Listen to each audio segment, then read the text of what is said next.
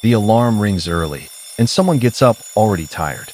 Not because they are lazy, not because they lack ambition, but because life has become demanding before the day has even properly begun. They move through traffic, messages, deadlines, meetings, errands, and another long return home, only to repeat it again tomorrow.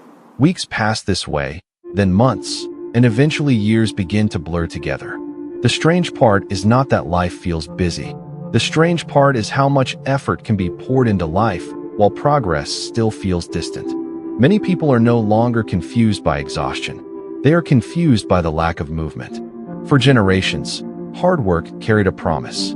If you stayed disciplined, showed up consistently, improved your skills, and kept going, life would gradually become more stable. The details were never perfect, but the relationship between effort and reward often felt clearer than it does now. Work could pay rent, build savings, support a family, or move someone closer to ownership over time. Even where life remained difficult, many people could still feel a clearer path between sacrifice and reward.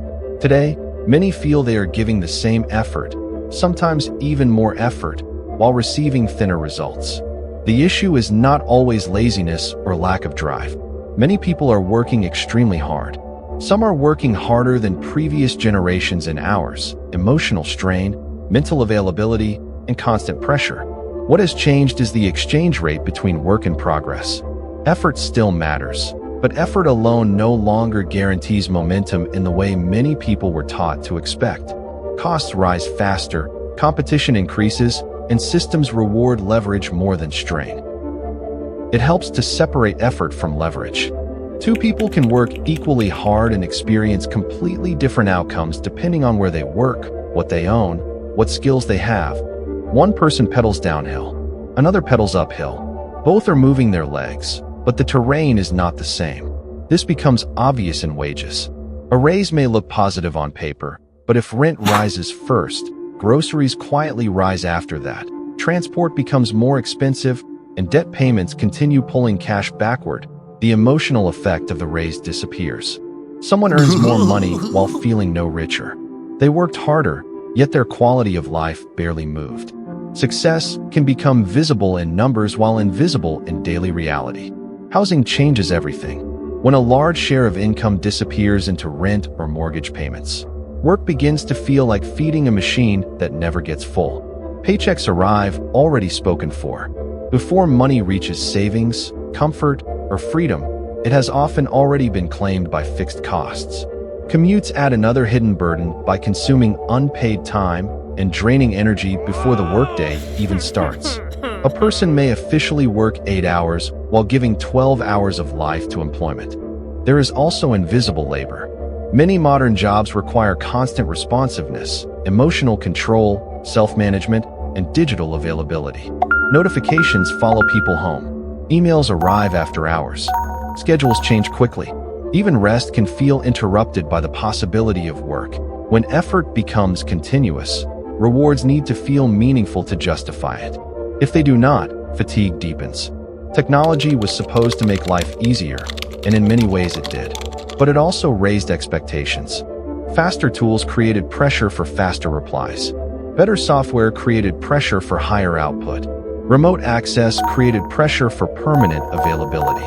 Productivity gains often became demand gains. The system sped up, and workers were expected to speed up with it. There is also a simple math problem. If income rises 3% while major living costs rise 8%, someone can feel poorer during a year they technically earn more. If rent takes 40% of income instead of 25%, savings slow dramatically. Hard work still happened, but the results were captured elsewhere. Ownership creates another divide.